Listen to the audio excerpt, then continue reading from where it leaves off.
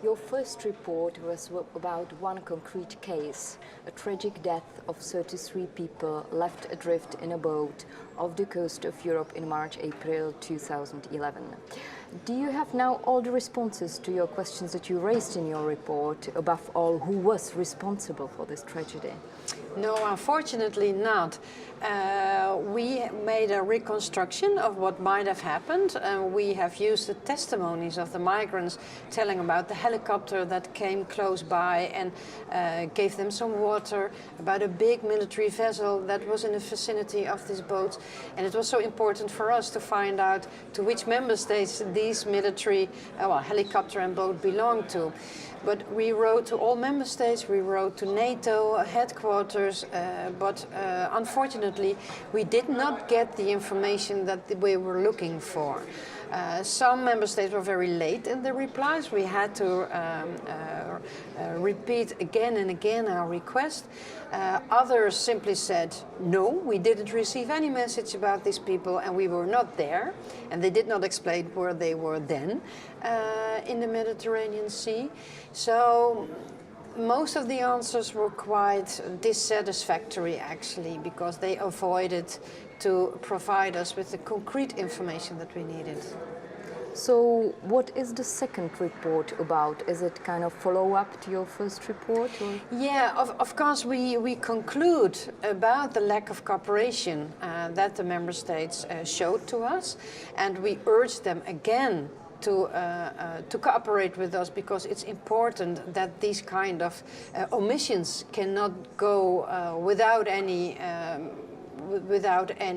conclusion or consequences. But on the other hand, we also look at recommendations how to avoid these tragedies happening again. And what has happened afterwards, since then, we see that many other migrants have lost their lives while trying to reach a safe haven in Europe. Ironically, of course, that you first have to take such an immense risk before you can get in a safe place.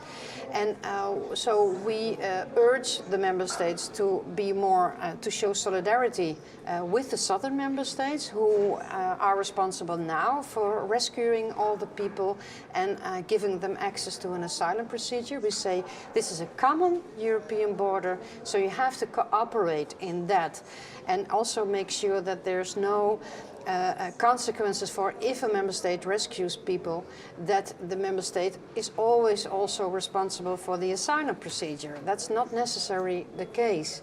So we call for more solidarity, but we also say there must be also other possibilities to make sure that people do not have to risk first their lives. So find out ways for protected entries to Europe. So finding legal channels, for instance, giving humanitarian visa to refugees who knock at the door of the embassies of Europe, somewhere in, for instance, in the neighboring countries of Syria or in the African countries. Or work more closely with UNHCR, so that you invite more refugees who are already acknowledged as a refugee by UNHCR. The neighboring countries, for instance for Syria, Lebanon, Jordan, Turkey, they can't cope with it anymore with such a large amount of refugees. So we should take share in this responsibility for these refugees.